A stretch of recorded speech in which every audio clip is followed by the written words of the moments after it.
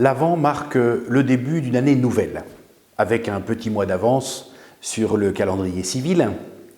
C'est pourquoi nous entrons dès maintenant dans une année diocésaine de prière pour les vocations, et en particulier les vocations de prêtres. C'est la première décision que j'ai prise comme nouvel évêque de Carcassonne et Narbonne. Je l'ai annoncé dès la messe chrismale, en avril dernier, donner comme fil rouge à toute notre vie diocésaine en 2024 un élan commun de prière pour les vocations. Pourquoi cette décision? Pourquoi ce choix? Il découle de ce que j'ai vu dans l'Aude depuis mon arrivée il y a 1 an. J'ai consacré toute l'année dernière à découvrir ce territoire dont je ne connaissais rien, à aller à la rencontre des personnes, des communautés qui le font vivre. Et j'ai découvert une église qui bouge, une église qui se bouge.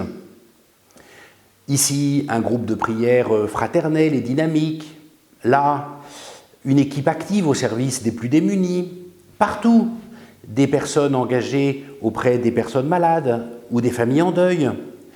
Des écoles catholiques innovantes, des jeunes motivés, des catéchumènes en marche vers leur baptême, des communautés religieuses nombreuses et fructueuses. Dans l'Aude, l'Église bouge. Oh, bien sûr, ça n'est pas la grande agitation généralisée, ça n'est pas l'effervescence partout. Je parlerai plutôt d'un tressaillement, d'un frémissement un peu partout dans notre diocèse.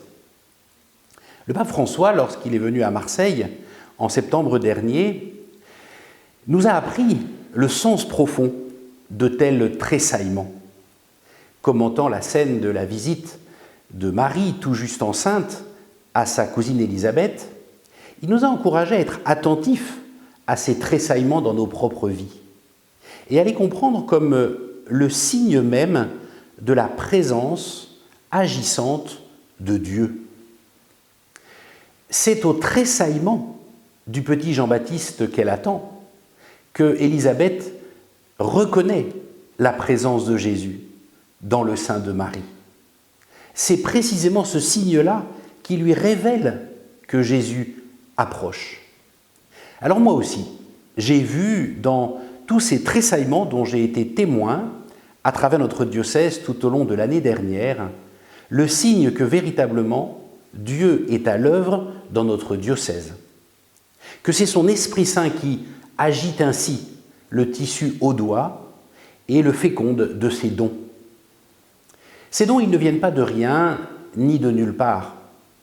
Ils sont le fruit d'un long travail d'ensemencement qui se fait dans l'Aude depuis plus de 1700 ans. Depuis que sont arrivés par la côte de Narbonne les premiers missionnaires chrétiens.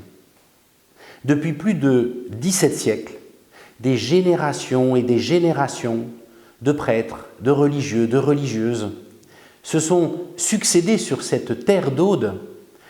Ils ont été comme les bâtisseurs de l'Église, les jardiniers de l'amour gratuit de Dieu qu'on appelle la grâce, semant l'Évangile par leur prédication, cultivant la charité par leur engagement auprès des plus pauvres. Et demain, qui seront les jardiniers de la grâce dans l'Aude? Je suis souvent revenu de mes rencontres l'année dernière en me posant cette question. Face au vieillissement des prêtres, face aux difficultés de renouvellement en particulier, demain, qui enverrai-je? Qui enverrai-je dans telle paroisse ou dans telle autre pour en prendre soin? Qui enverrai-je? C'est une question douloureuse pour un évêque. Mais ce n'est pas d'abord une question d'évêque, c'est la question de Dieu lui-même. Dans le livre d'Isaïe, c'est lui qui se pose la question. Qui enverrai-je? Qui sera mon messager? C'est la question de Dieu. Et je vous rassure, je ne me prends pas encore pour Dieu. Voilà pourquoi je nous invite, je vous invite, chers amis, à nous tourner vers lui et à entrer ensemble dans cet élan de prière pour lui demander « Père très bon, depuis plus de 17 siècles, tu n'as cessé d'envoyer sur notre terre d'Aude des bâtisseurs généreux de ton Église et nous t'en rendons grâce. Saint Dominique, Saint Jean-François Régis ou encore le bienheureux Louis-Antoine Ormière ont été de ces missionnaires audacieux dont nous sommes les héritiers. Par leur intercession, nous t'en prions.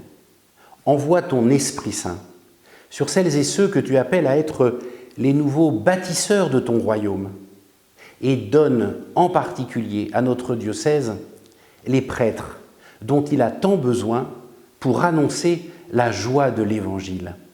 Amen.